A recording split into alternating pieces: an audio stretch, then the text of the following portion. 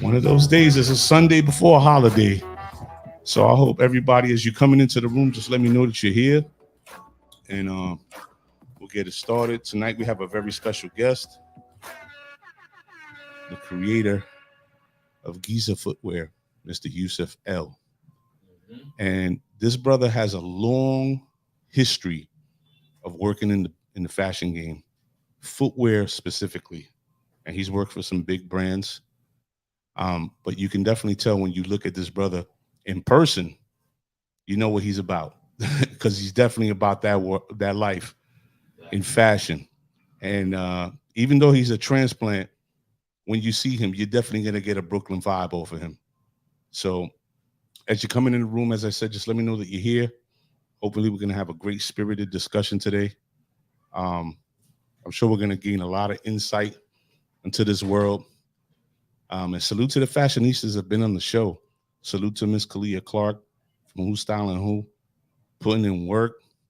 You know, she was just styling Jada the other day. A couple of days before that, it was Method Man. So salute to her. And shout out to the brothers from the Bronx coming in the next 2 weeks. The Cricket Club Shop. Make sure you go check out their website. They got some crazy drip coming out now. Of course, yours truly had to cop something from them. So make sure you look them up. They're going to be on the show in about 2 weeks. All right. So without further ado, we're going to start this track, and then we're going to have this discussion. All right, let's go.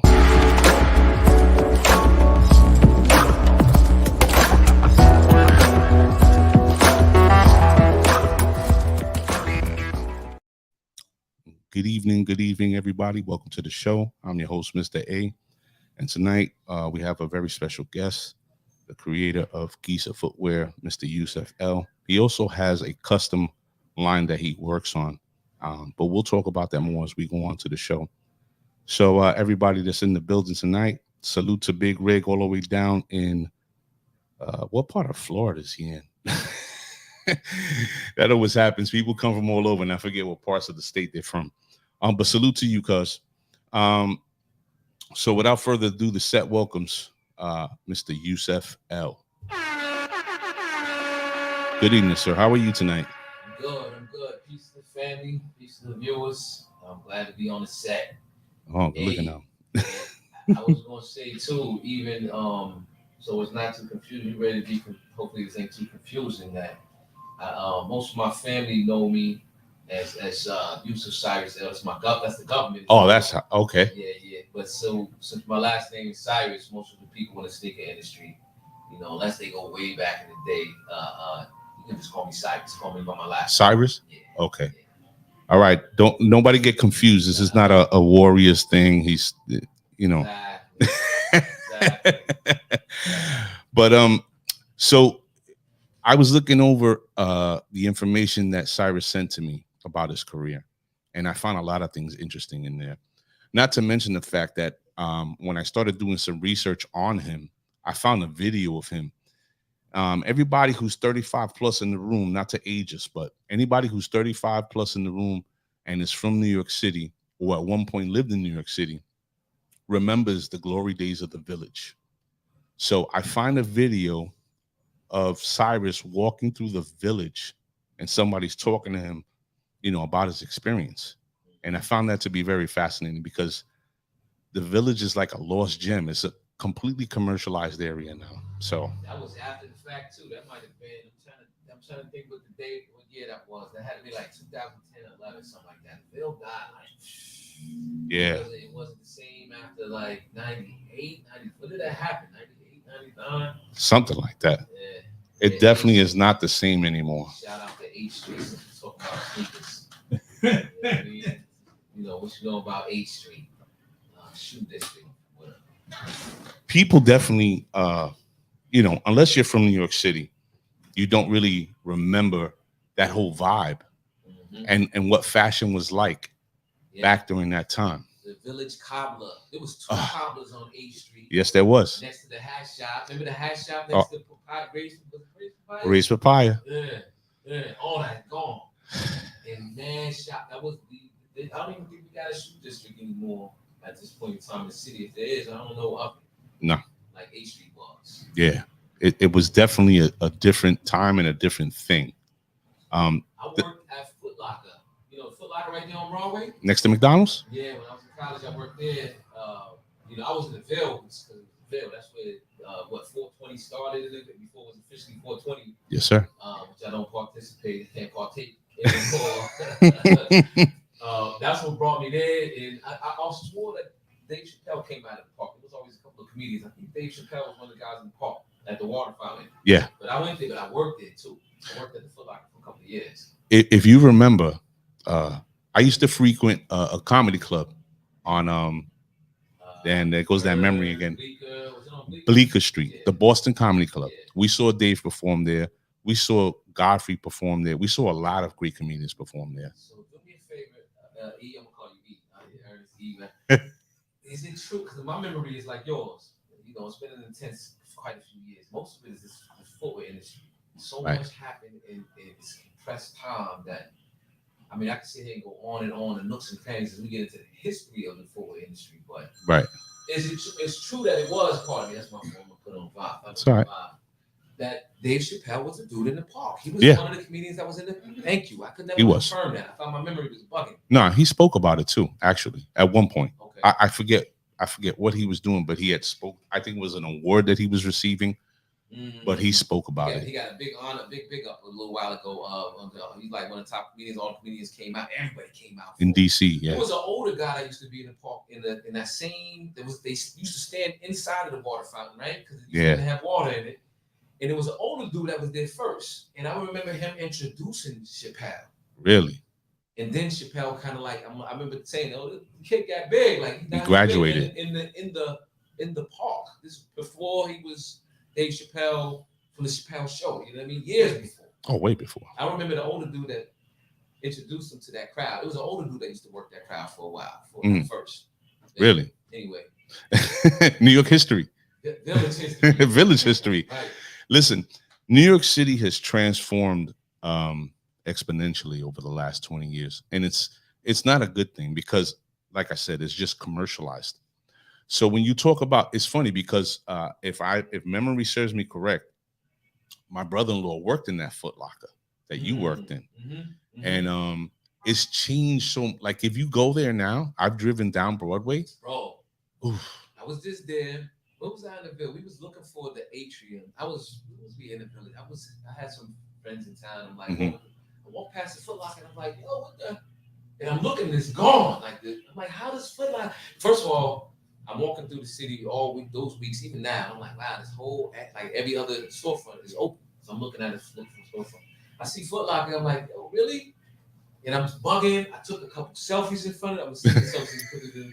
I'm looking like, oh, they got it. And then I take a couple blocks down by where Tower used to be. The Foot Locker's there. It's actually, I think there used to be a Ricky's. Ricky's. Where Ricky's was at, Foot Locker bought that spot. So they didn't get bumped out. They moved into a sweeter spot, I guess. Yeah, I used to be at 627 Broadway, which is the old Tommy Hilfiger runway. And it changed out. This is the birth of the internet age. So the internet company that I worked for took that space, right? What's cross you? You're in on the building. Oh, Houston's right there. Houston's right on the corner between Bleecker and Houston. Okay, gotcha. So right downstairs was Gonzalez, and across the street, they had the car wash on the corner, and before that, the gas station? And they had a shoe store there. That was David Z, bro. There you go. David Z. I was about to do that to place it. That's where the original David Z used to be. Yeah. Which is Ricky Run Fag, aka Kith. So I learned. I met Ronnie at an atrium when he was first there. Oh wow. But somebody from the industry connected. I said he originally was from David Z. I said, we sold David Z for a minute. Oh wow. Their office was on.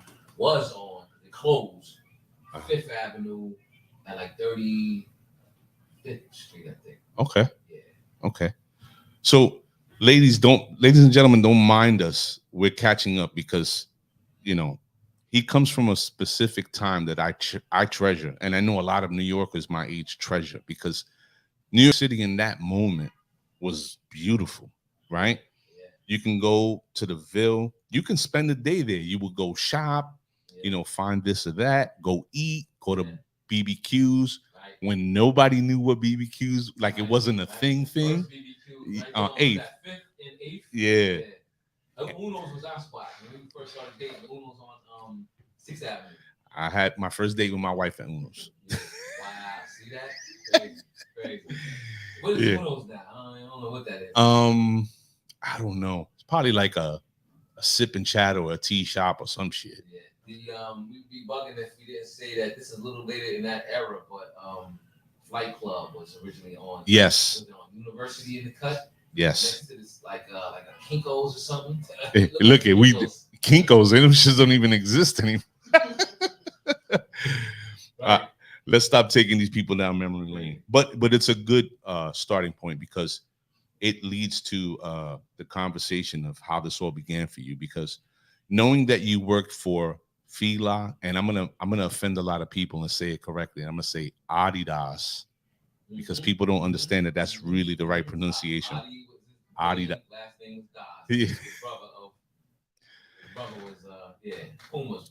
So how did you coming out of school, because you know a lot of people don't understand exactly what it is they want to do, right? But being somebody who comes from a creative sort of launch pad, whether it be music, whether it be visual art, whether it be fashion or whatever, to pinpoint footwear, how does that come to be for you? That's a great question. And I'm going to say this with the hopes that little soundbite about, which is totally off the script, about Chappelle, may hear this. You know, I was the top art painter. I was one of the top. I was a top level painter, oil painter in high school. Okay. And I won a full scholarship to practice what they call the National Talent Search competition in 1991, and I won first place. Got a full scholarship. But I got pulled out of second grade. I tell this story. You know, my art teacher pulled me out of second grade. Like, you got a special talent, and we're gonna put you. They ran me through with all of these art training and courses. I'll spare you of all of that.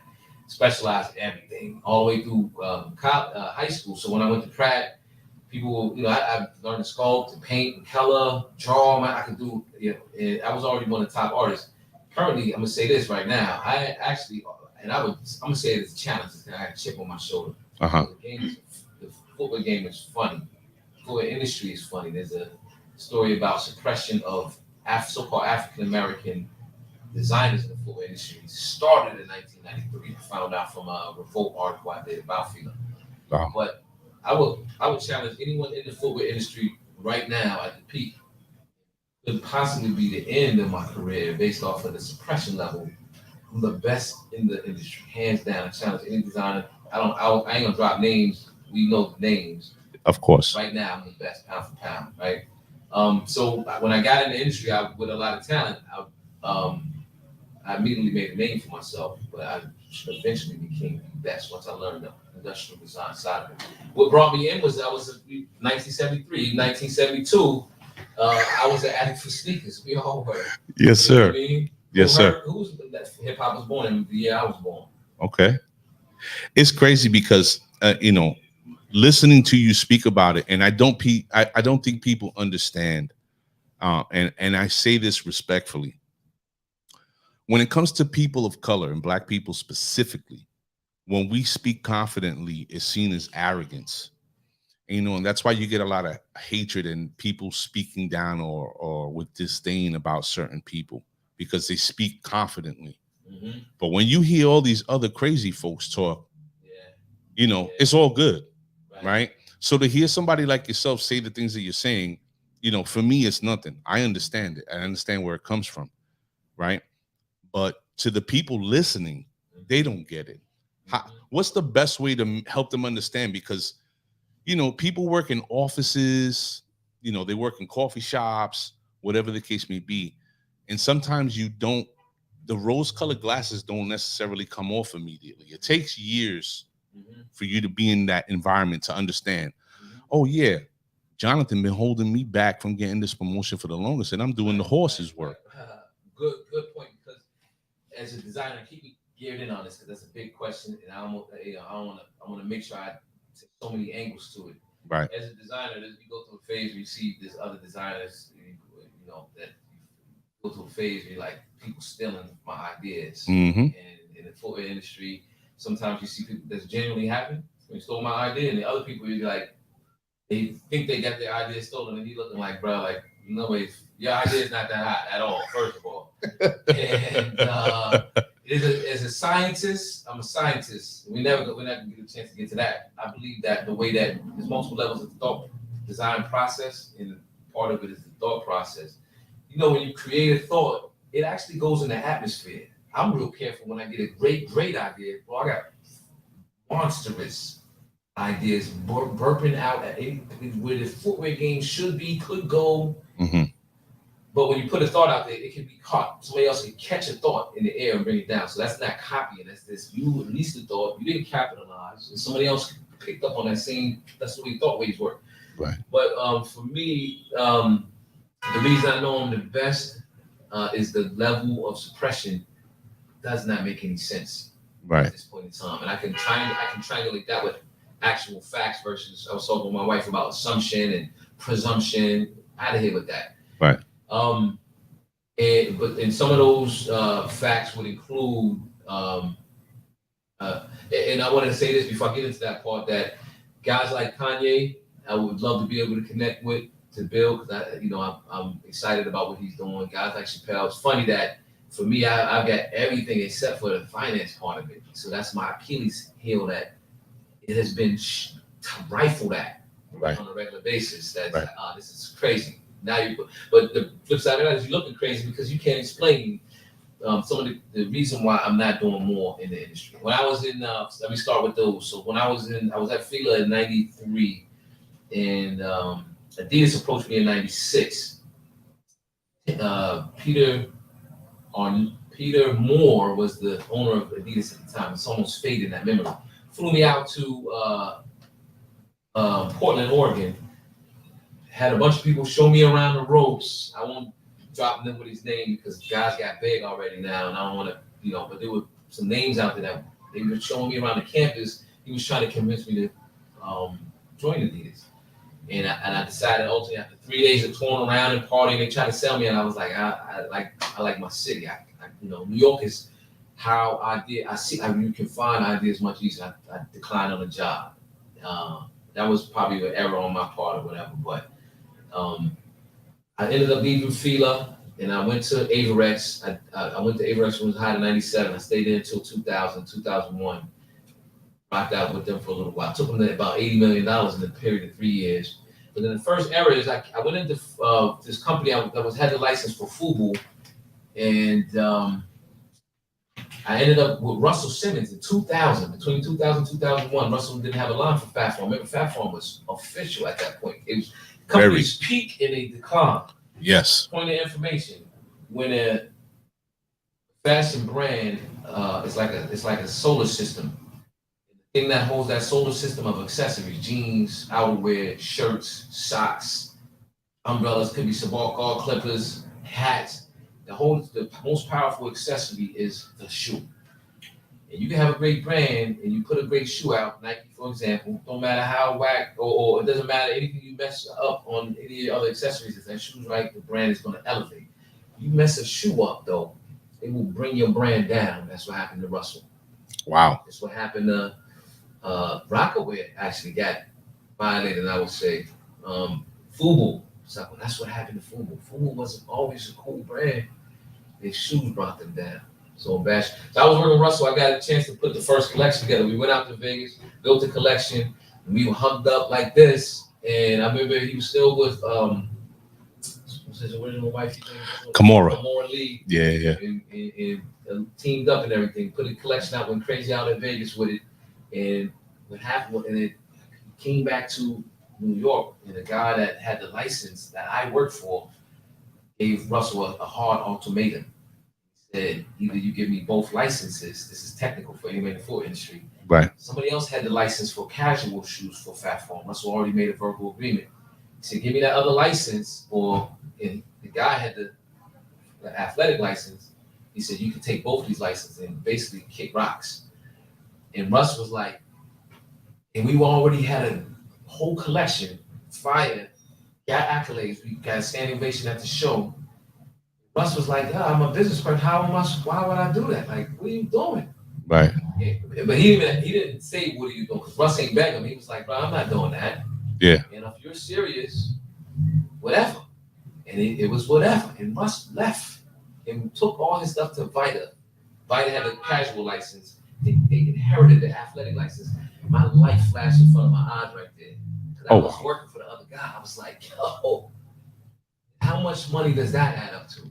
First point, that doesn't, I did it a couple of years later with Harlem Globetrotters. Didn't make sense. If you look at my portfolio, SovaDesignCorp.com, SOVA designcorp.com.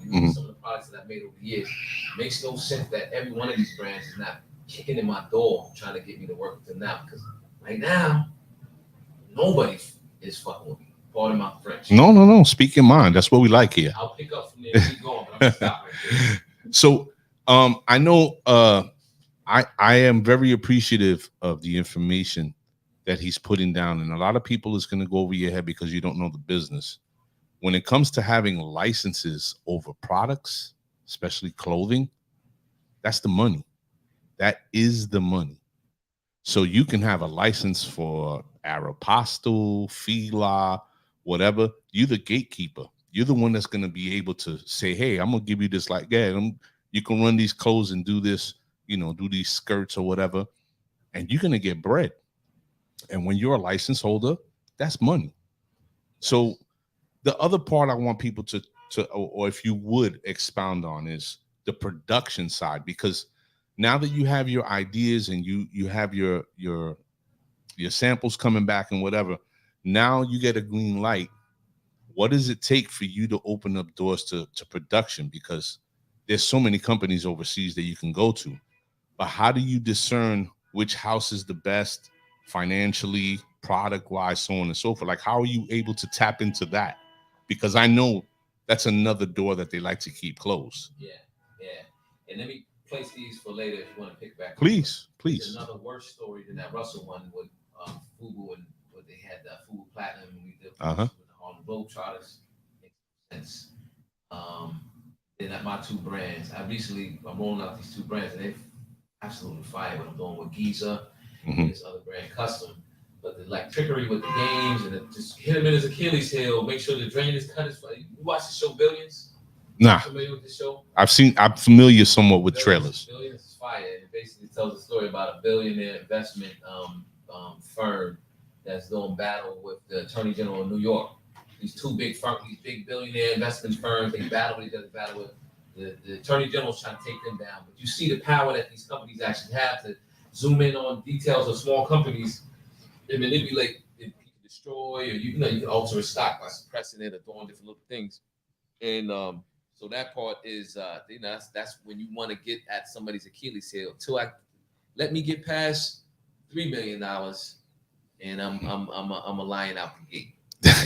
But those are some of the other ones. Custom, Giza, the story behind Globetrotters. To your question about production, yeah, that's key. The footwear factories in overseas, you got to be they're very particular. There's a lot of factories, but there's very few that can make custom technical product. Right. Injected molded midsoles,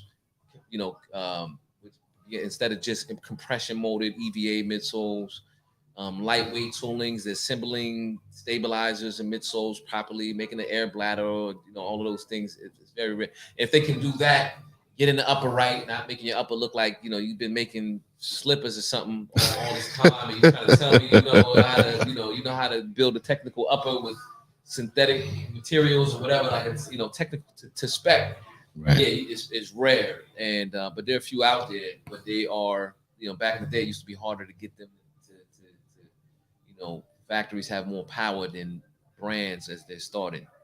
When the brand expands, then the brand has equal power and then more power than the factories. But factories is a multi-million-dollar business, and it's a gamble for them to make samples for a new company. So I remember the eras as I was learning the ropes. I learned in degrees, design, marketing, sales, always from the standpoint of designs. They allowed me to come to the sales meetings, to the merchandising meetings, pre-costing meetings, logistics, you know what I mean, and distribution, everything else in between.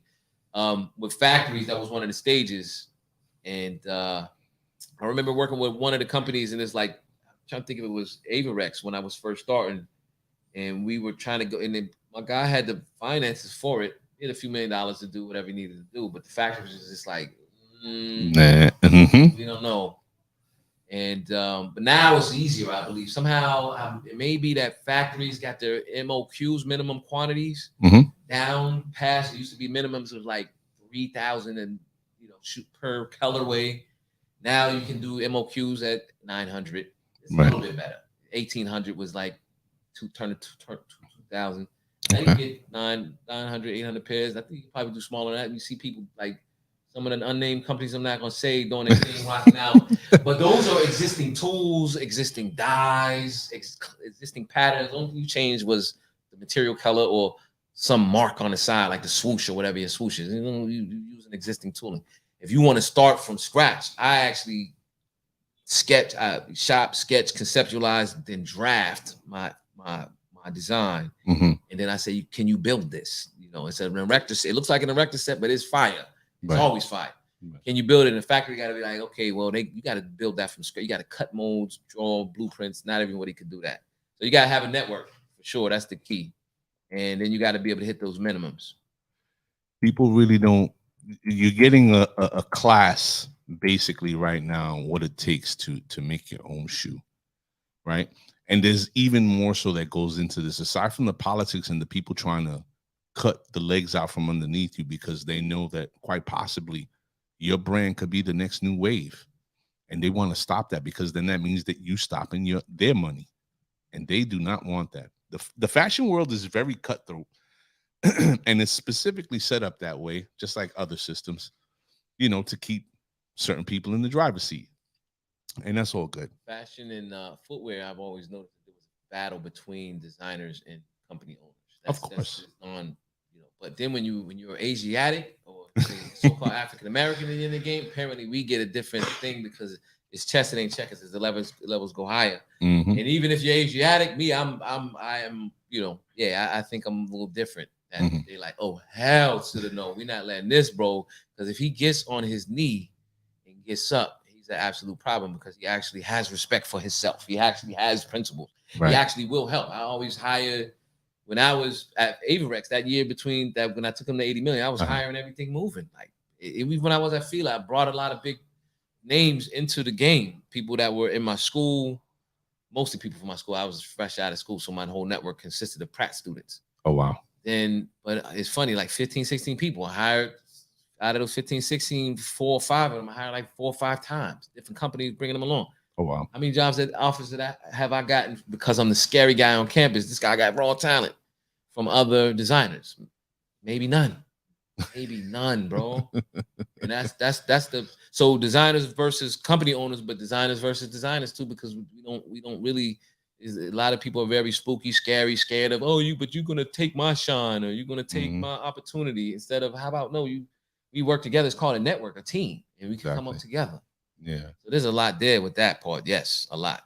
I think that something that I respect about the way Yusef is putting Cyrus, pardon me, is putting the story together. Is he's being very, I'm not gonna say careful, but meticulous about what he's saying about the business, and he's putting it and framing it in a way that anybody who doesn't know anything about it should be able to understand and conceptualize what he's saying. So I can definitely appreciate that. You, no doubt. I want to ask you something though, as a person from sort of the same time period, because something we spoke about before we started the show was how we valued certain footwear from our time. So we were having a discussion recently about basketball sneakers, right? And we don't see the same construction or value in product that we grew up on in the product now. So let's say like something like a Spot Built. You remember Spot Built? Yeah. With the orange and the white and the blue. Those sneakers were meant to protect your ankles and specifically geared for ball, and they had a lot of cushion. Yeah. Basketball sneakers today, I don't know. What's the deal with that? Like, why are they making them so like flimsy. You curved me. If I thought you was going so, I think I'm gonna drag you back to what I thought you were going to say. Please do. Please In do. terms of, I mean, this, and I want to do. I plan on doing uh, uh, something to elaborate on my process. I have a special process of building and looking at the history of sneakers. To what you're saying in terms of, you got the era of vulcanized turns to cup soles. The technology turns from rubber shell cups to EVA midsoles, and then so on and so forth as it expands. And in spot built, that's the era between the cup and the EVA, introduction of the EVA midsole. Whether they're built still sturdy or not. I think the quality of the construction is still good there. I think it's the consideration, the actual genuineness of, are you actually trying to make this play perform better? Or you just kick your feet up because the wave is so huge, you don't have to put the work in. Right. Possibly the companies are kicking up. And I'm gonna be also this wisdom over the years of I learned I'm not gonna drop nobody's personal name. I'm not gonna. My bro told me stop saying these companies' names. Even shout out to my brother Kanan, my partner, longtime partner, marketing partner in this part of the business. But what I was gonna go into is that it's about this design process. Is the difference between 1993 when I came into the industry. And the company that I was with, that Fila, they taught the person that I learned under, taught the entire process of building sneakers from start to finish, from brass tacks to scratch. And at some point, I think in the late 90s, they started to compartmentalize the part components. And I started to hear, I couldn't believe it, but it's the case is that someone designs the logo, and I bet you today one person designed the logo, another person colors the logo. Somebody designs the upper, somebody works on the engineering, somebody else works on the outsole, somebody else drafts the outsole, somebody else does the specs, and then somebody else does the development, somebody else does the colorway. So they broke it into this team. And when you do that, you lose a synergy. Like a shoe is born in the thumbnail. So in my process, I go from thumbnails to these little thumbnail drawings, like about the size of a Matchbox car. Then I expand it to a large size, and then I figure out, okay, well, how is this? How do I make this little dream sneaker that's a little fire concept? Take it and then make it into reality. What material is this going to be? What's that mean? Well, how are you going to make that come together? And then where do the laces? You got to need laces or something to pull. And then it comes into reality. First, it's ugly when you make it bigger, and then you keep working it, and then like spending anything else, you're like, oh, the solutions that come from the problem of where the hell am I gonna put the laces on this thing? Or like how do you support and then it is done. But the shoe itself is born in that little thumbnail.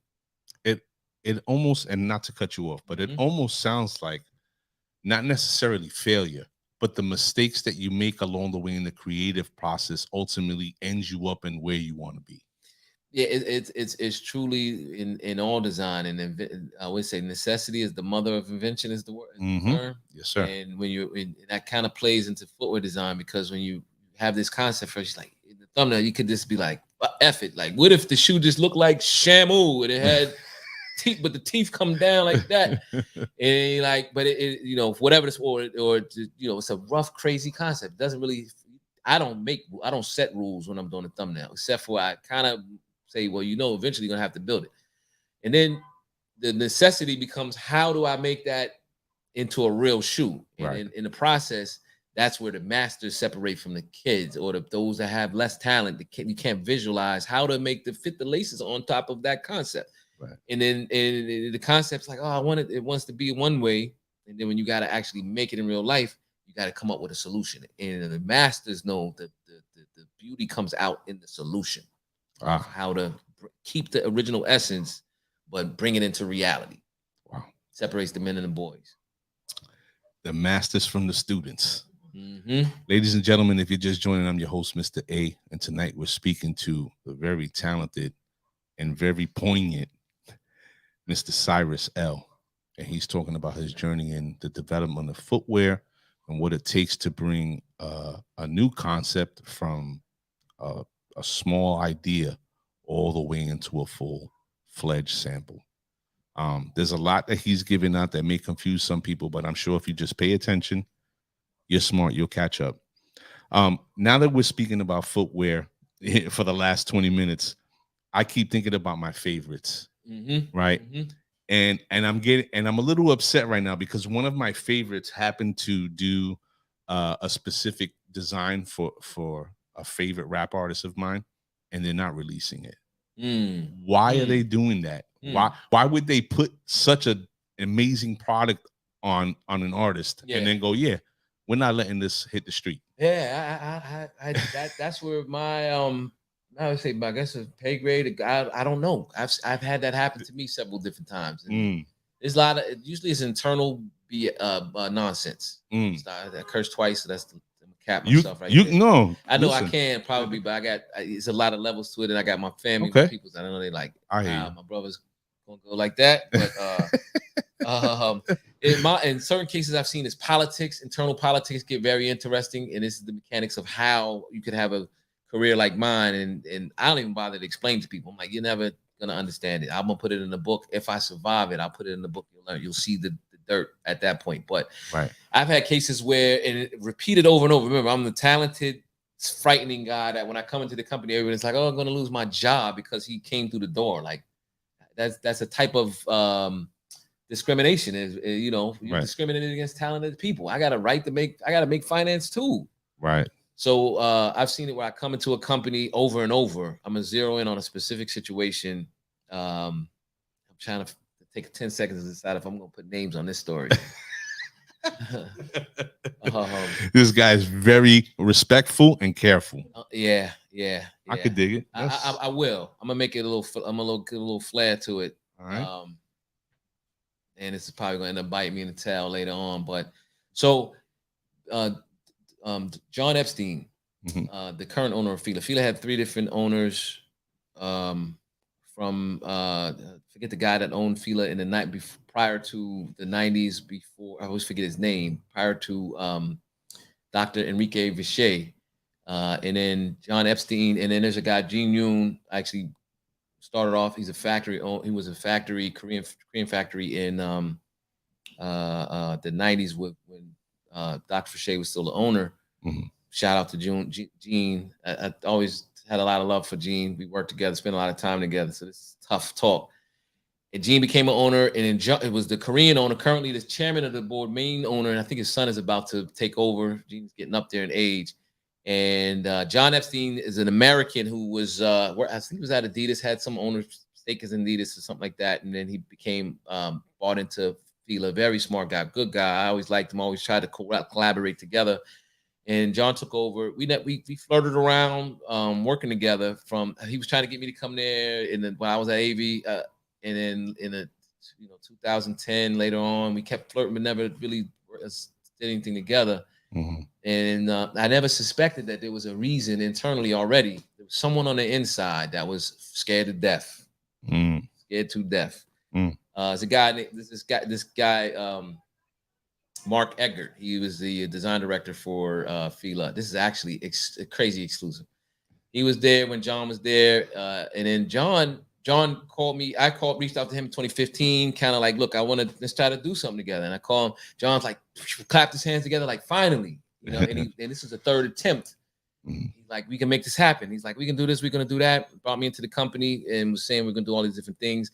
What he didn't know is I'm looking at him one time in his office, and he's like, I want to, because Fila was coming up it fell in 95 into the discount area after the Grand Hill 3. Kind of like people hated Fila for a minute. 20 years it was down.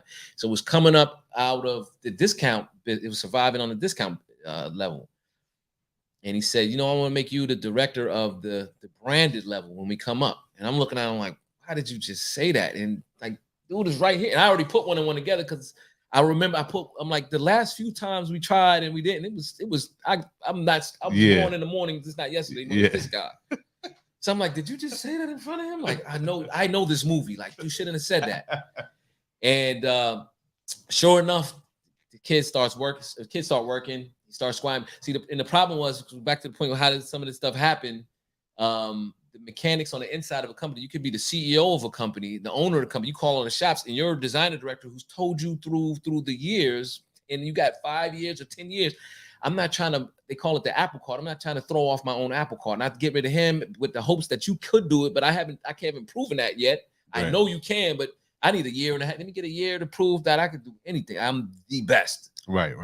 This kid starts maneuvering. I only got 6 months to get him out of here, and he starts maneuvering and can pull turn the will of the owner by giving him such a hard time, like a brat or something inside of the company. The owner gives up after a while.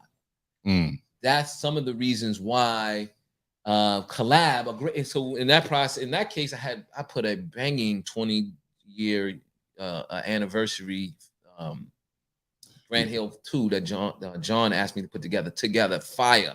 I'm scared to show it. I'm like, oh, somebody sees this, they're gonna eat, and I'm gonna be shafted again. You know what I mean? Yeah. And John was just like, he couldn't figure out how to get past the interference being run by his current design director, who was already rooted in the company. So with an artist, it could be the same way. It could be any number of different things, but sometimes it's that somebody stepped on somebody else's feet, or they're scared, and they're like, the product gets the short end of the stick, and therefore the customers on that. I believe the footwear industry is warped, just like the rap industry. When you get rid of Big, you get rid of Pac, you get rid of Pop Smoke, you get rid of the people. You don't know what the industry is supposed to look like in the first place. Somebody's manipulating. We don't know what the footwear industry would have really been, the peak of it, because there is too much manipulation going, too much good product being just left by the wayside. Oh wow! Speaking of good product, because we're definitely going to talk about this now. So the product that I alluded to earlier was a shoe done by Clark's for Slick Rick. And when I say that this wallaby that they designed for him is just, it's bananas. And the colorways that they did it, because Rick, his swag is on 100 million. Next level, yeah. Yeah, you know what I'm saying? And it's just everything. So I was hopeful of. What era was it? What year did that happen? It just dropped. Oh, it just now dropped. Yeah, just because he was making a resurgence. I guess they did a little deal. And then he went in and they designed a shoe. And right. It's what it is, well, I don't understand why Clark's would have a problem, because I was gonna say Slick is ageism out there, you know what I mean? And maybe that era that people like talking crazy. If you ain't 20 years old, then we don't want to even hear you because it's our turn and all that. That's crazy. That's not the right way. No. I don't know if it's that, or because Clark's could use that. Yeah. I have no idea, but it must be, it's something strange with that. I could only speculate. My question is, what are some of your all-time favorite footwear that not only from a look standpoint and colorways, but that this footwear was done right?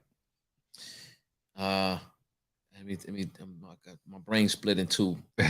Right? One side, I would just answer the question, what is your shoe? The other half of me is like, because I'm a designer and I got this big log over here on my shoulder. It's hard. I don't like. It's funny when I got better, and I have a vision. I got a vision that Nike was just a little. They should be smart. They would say this kid is the best investment. Although right now I'm already an entrepreneur, so maybe it's even too late for that. I don't know if I could work with someone. The respect is just off. Yeah, for sure. But what I visualize what it should be. It's hard for me to like anything because I don't like anything anymore. I'm like, nothing is being done right, but I'll name a few. I'll name Modern Era, and I'm classic. I'm a 5 guy. Okay. Jordan 5. Okay. Jordan 1.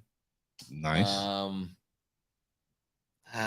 Not quite. I used to be an Air Max 95, but I'm not a running shoe guy. I like the Vapors. Vapors. Everyone does. I don't know if I would wear them. It's weird. Some shoes I like, but I won't wear. The shoe that I designed for Fila, the Disruptor, designed in 1995. I've never even thought about wearing a pair. I never purchased them. Really? Yeah, it's a whole story behind that. I don't know if you're familiar with the Disruptor. You get a chance to see. Yeah. It's the shoe that Fila is doing. 1.5 billion from 2018 on. I designed in 1995. We'll come back to that. Let me stay focused. I would never wear it. I don't think they're a bad thing. They look good on guys, but it's a girl's shoe. It's a mom. She started off as a mom's shoe. Now it's a girl's, like a you know, prima donna shoe, but not bad on guys. Not me. If I wear sneakers, I don't even really like runners like that. So Jordan 1, Jordan 5, and then the custom Renaissance is a Jordan killer. This is your line. Yeah, this is my collection. I would wear the Ren to the day off. You know, it's a classic, and it's literally a Jordan killer. I wear those. I don't wear Giza. Although I like how Giza looks on people. I like the mythos is fire. Right. This is big up my the collections that I actually have, and that's probably it. Like Chris Van Ash has some dope product that I've been a Chris Van. I like shout out to Virgil's Presto Black. Those is fire. Heavy. Margellas. I like Margellas when they were out. But not now. Not now. Got retarded. You know I mean? Yeah. So it's like Gucci Louis. Sometimes you go too wide, but yeah. So that's kind of me. And you know, the wheat 6-inch. Yeah. You know what I mean, classics. Yeah. Wheat 6-inch. Maybe a beef and broccoli, something like that. My daughter's 40 favorite. below. Classic early, Brooklyn shit. Early with the 40s. 91. I don't think I ever owned a pair, but I've always loved that shoe. Yeah. Let me tell you something. If there's ever a boot outside of a Timberland wheat that would say, tell me you're from New York without telling me you're from New York, is that fucking boot right there. Facts. And that boot stretches not only across New York City, but like well into upstate. Yeah. You know, certain areas up north know what time it is. But that boot, I think Timberland probably made a few $100 million in New York City alone. Yeah. And everybody, as I'm asking him this question, I was getting ready to peek over the table, and I just remembered that he got the classic. Let me tell you something. This dude is New York City, like 89. He got classic Stan Smiths on. And if you don't know what Stan Smiths are, they are how should I put this? They are the coolest sneakers you put on no matter what you got on. You know what I'm saying? You could be wearing, well, just if you look at his drip right now, you know, that just says it all, just brings it all together. And it sort of leads to what you talked about earlier. If your footwear goes wrong, everything else is a wash. Right. Even personally. Right. Personal brand. Right. So my son, in doing the promo for the lead up, he said, find out what makes the drip complete. Something to that effect. And people don't understand that. From a woman's perspective, a woman could look at you and you could be everything that she's looking for. Yeah. And look down at your shoes and they toe up. Yeah. It's a dub. I'm trying to think if there's anything else that could play you like a bad choice of kicks.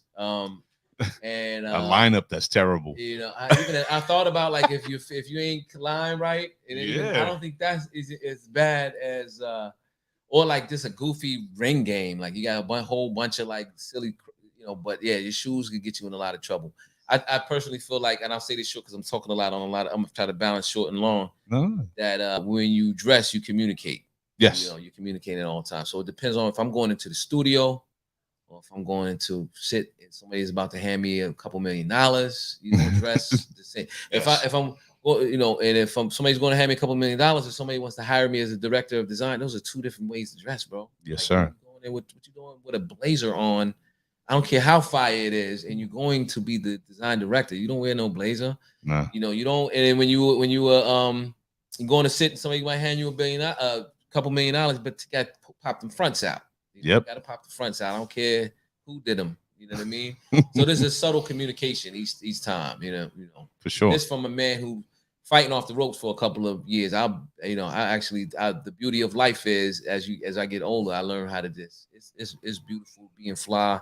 How do you get fly when you I took a shot for about a couple $100,000. You know what I mean? A couple of weeks ago. Mm-hmm. And it's just like, and that's my Achilles heel where I've been, but you still like you gotta be able to get fly. And when you as an artist, when you look back in time and you see a photograph or something, you like either I didn't know I can tell that you was having a rough time, or that was your era when you had it rough, but still look like you see the Kanye triptych, and you see him when he's running through Bad Boy, he's running through Rockefeller. Yeah. And he's trying, and nobody's paying no attention while he's throwing in the tape in. But you're looking like, yo, look at him. Like, but he still was fly. He was still jumping out the G. And he still had a backpack, but he was funny. He, he giving fives in a certain way where you like, yo, that's the young Kanye giving a five, looking like he about to karate chop somebody. And you recognize that. You like that, but so it's an era.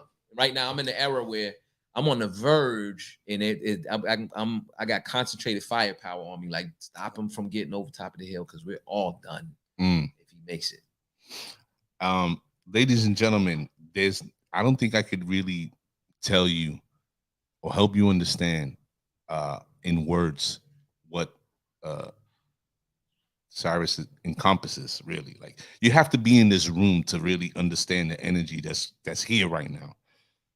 And I hope everybody can appreciate that.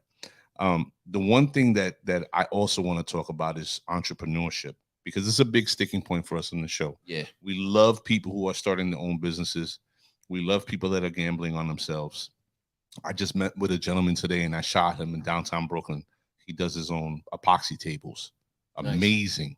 But nice. He's also an engineer. He also has a travel business. He has properties in Colombia and Dominican Republic. Cool. He's now expanding to Brazil. But he still has this passion for art, So what are the things that keep driving you? Because we can hear the beauty of the finished product, right? It's something that we talk about all the time. People are confused by what they see online because they see the end result. Yeah. They don't see the work. Right. So what is it that keeps you going? To be that entrepreneur, to be that dude.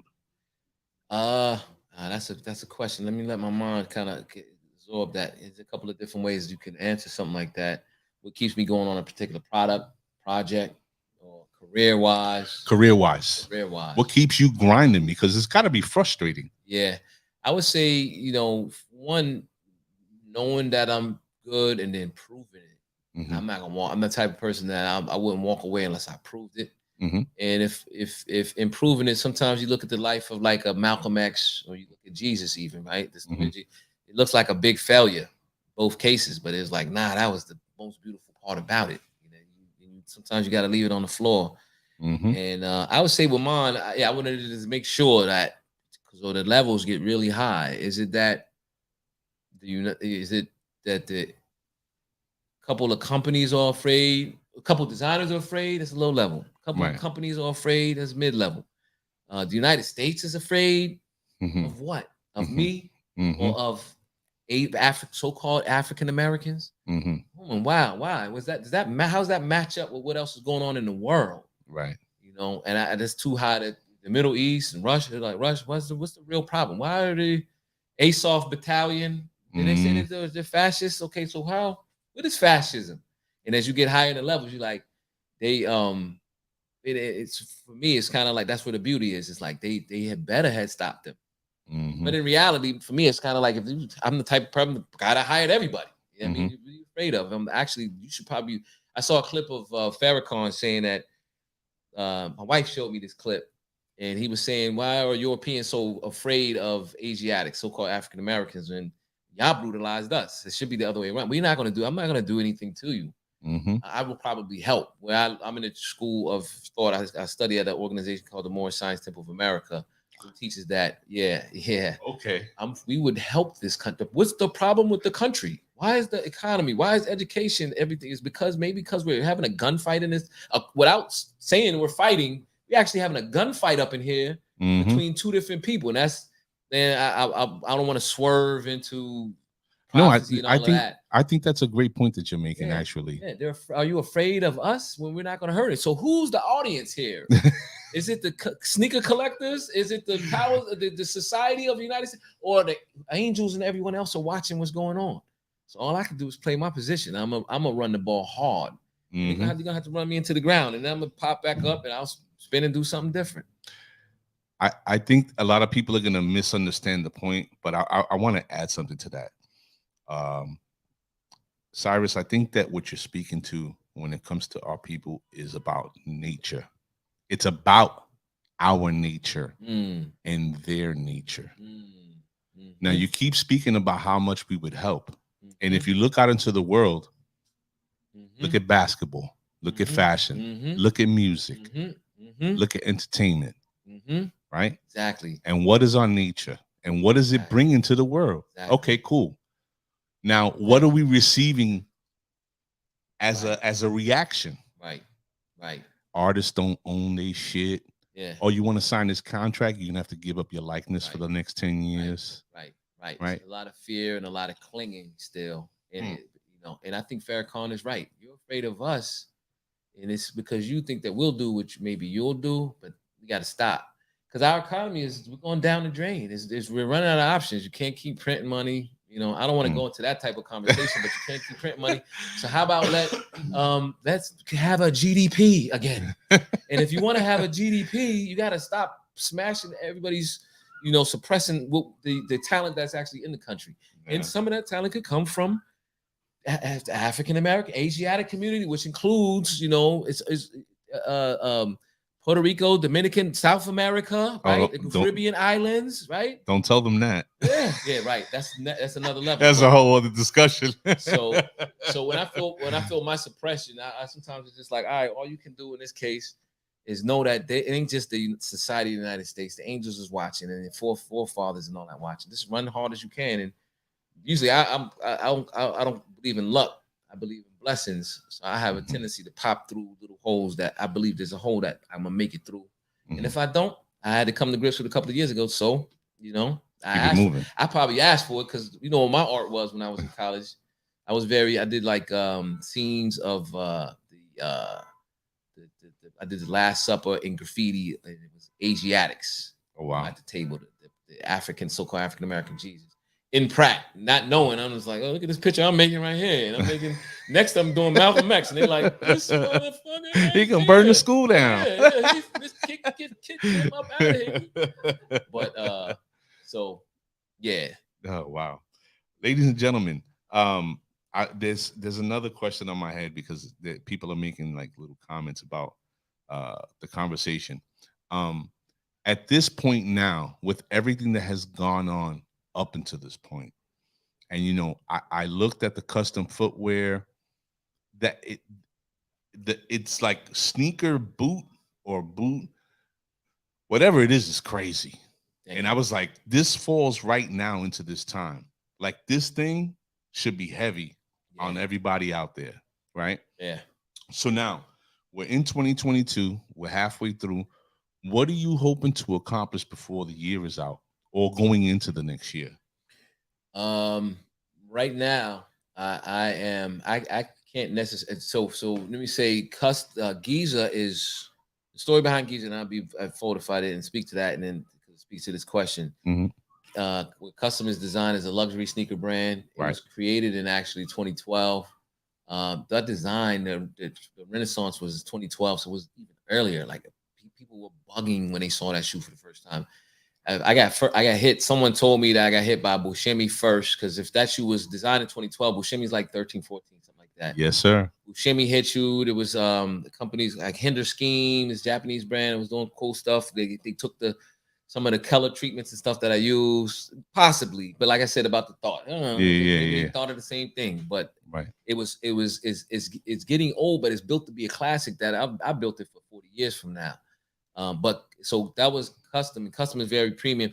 Giza, that one I don't wear, but it's fire, is built to be an embryo sports brand to compete with the major sports, the top, the sports brands. We build in the fitness category. I feel like I was the director of basketball and the director of cross training. So I mastered basketball, but I'm building fitness shoes because I'm being strategic. So it'll bloom into a full blown. I want to get that to runners and basketball, but I don't want to go too fast. There's a whole story with Under Armour. Sometimes you go into categories too fast, then you burn out. I want to I got keeping a lot up the sleeve. So I'm gonna build fitness for a while, but in that brand. So zooming into Giza to answer the question, we launched it in Foot Locker in 2019. What actually happened? This is an interesting, another little exclusive I'm gonna drop right here, just in case I never get a chance to explain it. My investment partner at the time actually got us to the I thought he had multiple millions of dollars, and we were at the $1 million point. I'm like, he's basically leading me to think. I was thinking maybe I thought wrong. Shout out to my brother. I'm not gonna say his name. My partner.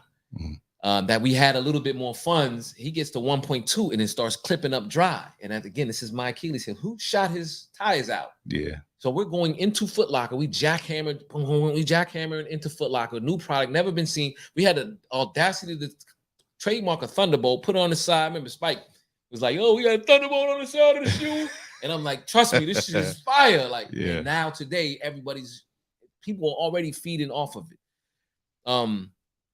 Put the product together, jackhammered into Foot Locker. Finally got the orders for Foot Locker. Went into the store, and I'm reaching back for give me the marketing bomb, the budget, because I'm gonna throw it in, and when it goes in at the same time, it blows up. We're at it. And the money, and I'm looking like, where's the budget? There was no budget. $250,000 minimum budget for marketing for the product. We go into Foot Locker with crickets. Wow. With a new brand, and it's just fitness shoes. It wasn't even, I didn't even go fashion. I could have went fashion. Right. I went fitness. We're just we're a sneaker brand. I get it. Tech sneaker brand, just fitness, no technology, ducking under the radar of Nike. Yeah. No marketing. Wow. So we end up getting sideways. Longest story short, we ended up out of Foot Locker because our sales, we didn't get the double-digit sales. Foot Locker was trying really hard. They were extremely patient with us. It was a ridiculous, and then we didn't know how to, And but then the brand started getting hot on its own. I remember when they dropped at Foot Action. I went up to Harlem to buy a pair from the Foot Action up there. Like they tested us in like 50 stores across the East Coast, and I went to buy it in Harlem. And I went into the store. I didn't tell anybody who I was, and they were gigging off me when I said, "Yeah, I want to get those in red." And they were like, "The Gizzas." They would call them Gizzas or Gizas. They would laugh, and I almost had to catch myself, start arguing with them, like, "Yo, you supposed to be selling the shoes? You doing laughing?" Like, it was that cold out of the blue. By midsummer, it bloomed in Harlem. It turned into a thing a little bit in Harlem. Turned into a thing in Atlanta. It turned into a thing. It had little pop-ups on its own, no marketing at all. It started catching on. We ended up in a couple videos. Celebrities started coming at us. We had a whole dance circuit because it ended up in a couple of the Missy videos. Yeah. Started to catch on. I had NFL. We were giving the shoes away at first, and just told people, "Here's 2 pairs. Just take a picture with it and put it on your Instagram." Regular people, you know what I mean? By the end of that summer, although we didn't do double-digit sales, we had NFL, NBA, agents calling us like, "We could be your guy in the NBA. This is going to be huge." But it was like as Foot Locker was running out of time, the brand was coming to life. It was towing itself to life. That's how the shoes are in little fitness shoes. They were dope. And it's continued to get a life of its own. Recently, 4th of July, Gabrielle Union pops up on a thing with her husband, that Wayne Wade. And she's got the Gizas on. I'm like, how did she even get those? What is going on? So the brand can be huge. I know we're running out of time. But right now where I'm at, I'm actually, although I got these 2 hot brands, custom I never put out because you can't abuse. I don't feel like you can abuse a luxury brand and just throw it out there and hope that so I've just tucked it and kept it. You could never buy it anywhere, but I got 1,000 pairs of them.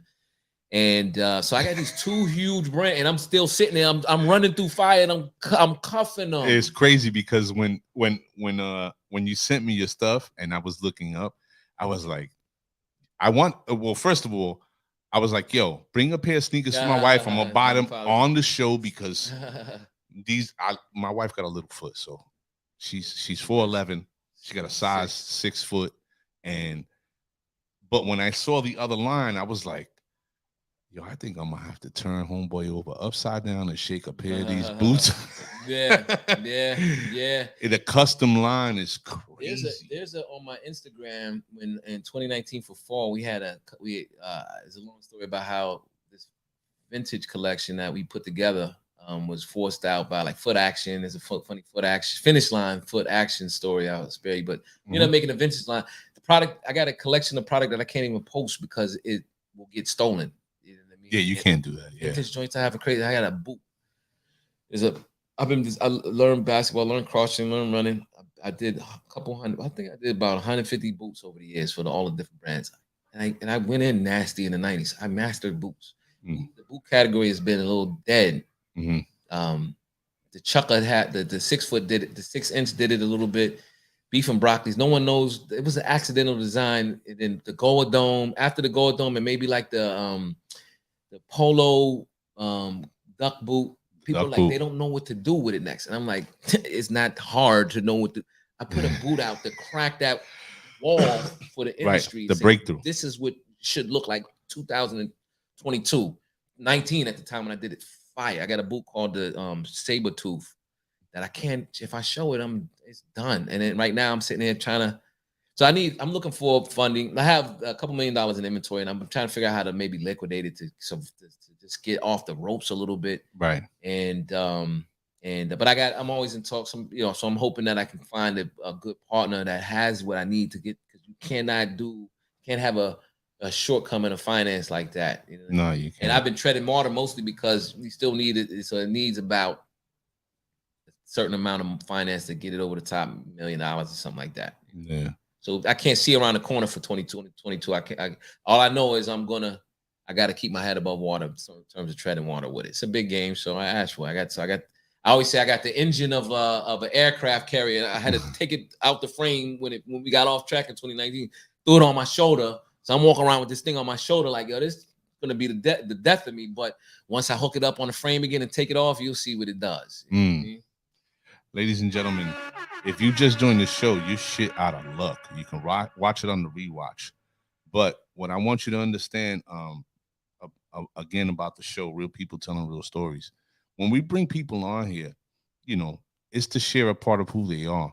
And not only that, but they bring so much to the show. You got to appreciate it.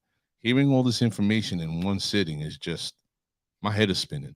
But the energy that Mr. L, I'm going to call him that right now, brings to the table, man, let me tell you something.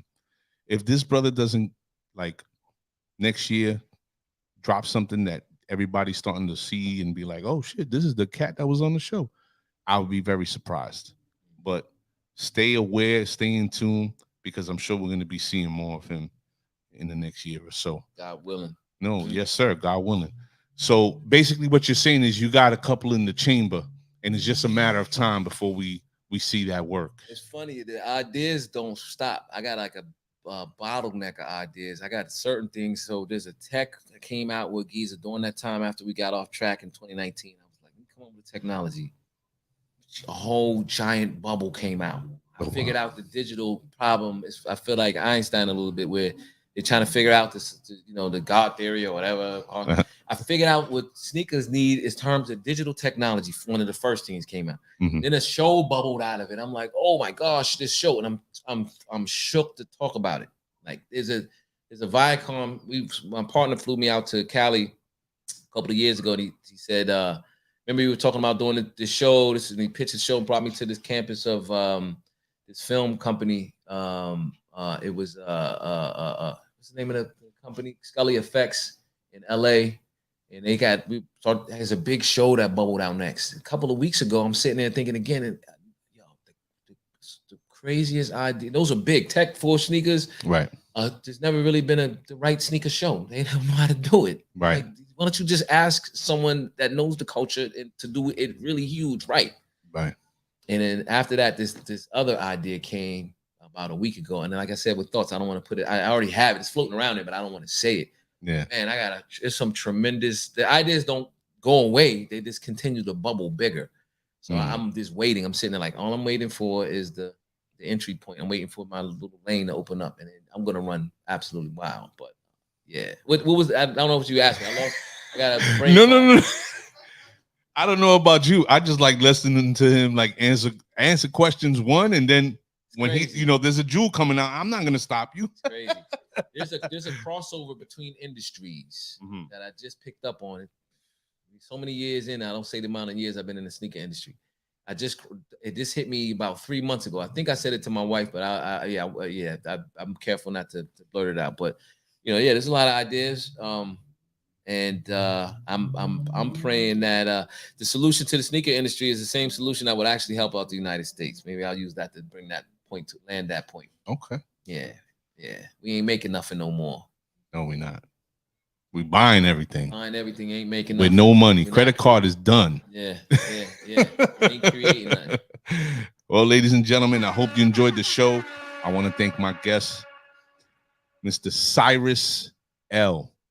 This gentleman, man, I think there's something else that's gonna come out of this meeting, because I gotta do something else with this brother in some way, shape, or form creatively. So I hope everybody enjoyed the show. Thanks for having me on. Of course, brother. You're welcome back here anytime. As a matter of fact, you got an open invitation. Yeah, appreciate it.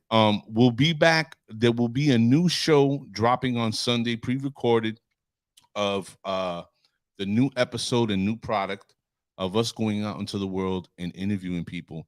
And this Sunday, you'll be seeing the CEO of Real Luxury Rentals, Mr. Esteban Quiñones, and we're profiling him surrounding his business and his epoxy tables. So get on your reminders and know that it'll be dropping on this Sunday. All right. Thank you, everybody. We'll see you next week.